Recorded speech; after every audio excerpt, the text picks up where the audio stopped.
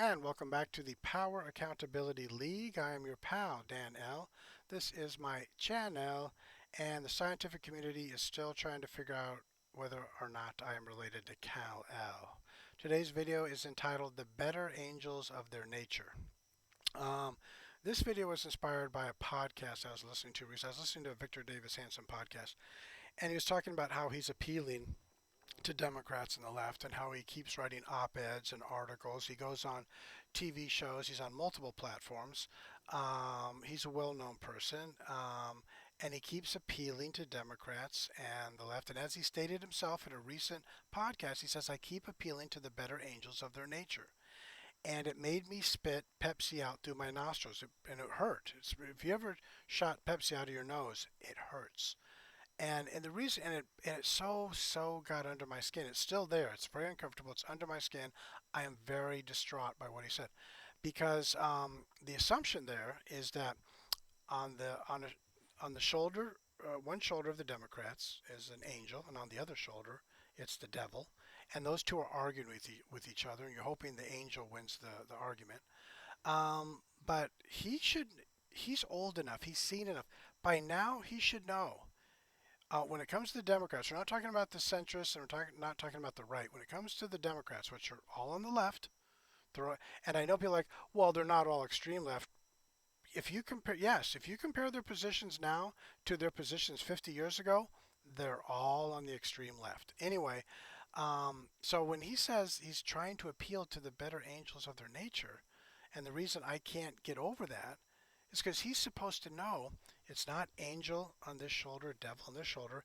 It's a devil on this shoulder and a devil on this shoulder. And this devil wants to go down, wants to march down through the center of town. And this devil wants to break windows and loot all the stores. This devil says, "Oh yeah, I'm cool with breaking the windows and looting the stores and destroying the economic lives of people. But after we do that, can we burn down the buildings?"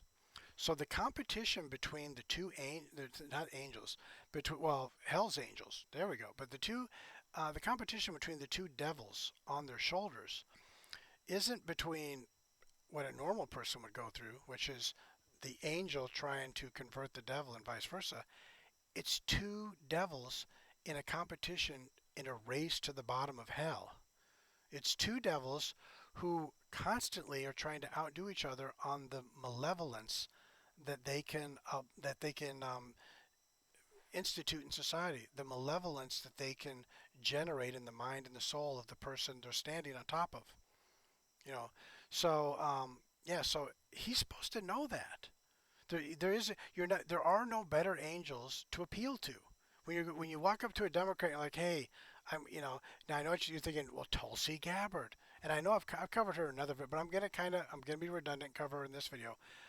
Tulsi Gabbard, like Barack Obama, good interpersonal skills, good speaking skills. She comes across well. Um, but Tulsi Gabbard is 98% the same person as Joe Biden. Yes, she's easy on, and I'm getting tired of that too. When you hear the political right and the center talk about Democrats, well, JFK was handsome and Tulsi Gabbard is attractive. Why does the right really is all freaked out about someone's physical appearance? I'm tired of Laura Ingraham and other people on the right telling us, and even Steven Crowder telling us she's attractive. First of all, she's not that attractive, but that's not the point. Who gives? Who cares? Who gives an F? Whether she's a that's you're supposed to be better. You're supposed to have figured out the content of your character. Your ideas are what matter. And Tulsi Gabbard's ideas, if she were the president of the United States, she would govern not exactly, but almost exactly like Biden or Obama. She doesn't have, people call her, she's the moderate Democrat. Well, let's see. She's pro-abortion. That's so moderate. She's pro-gay marriage, and again, I have no problem with gay people. I just don't want to further destroy the institution of marriage, which is a joke that we don't even have. The institution of marriage is gone.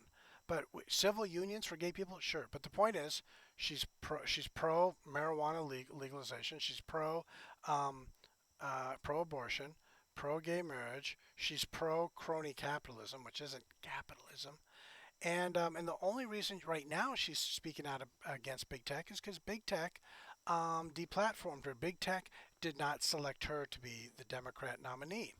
That's the only reason. If big tech had had done everything she'd asked big tech to do, she would be on the side of big tech. The big tech chose other Democrats ahead of her.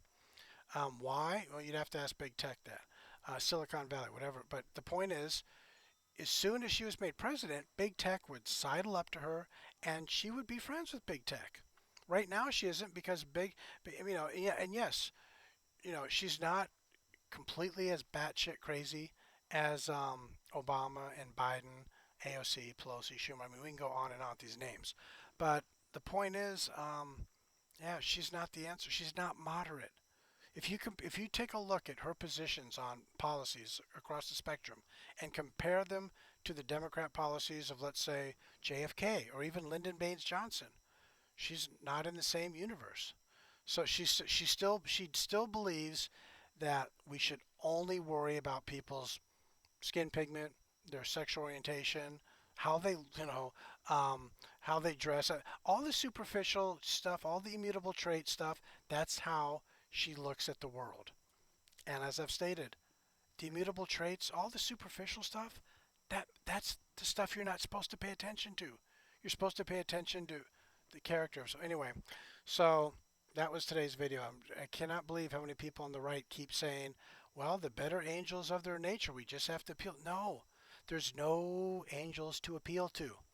The left, there is no, there's the moderate left wants to wants to either exile or imprison everyone who challenges them in the arena of politics. It's that simple. So if that's your definition of moderation, a party which wants to either imprison or exile everyone it disagrees with, or deny them turn them into second-class citizens like blacks in 1951 Mississippi. Nope, sorry. Anyway, thanks for stopping by. Take care. Bye bye.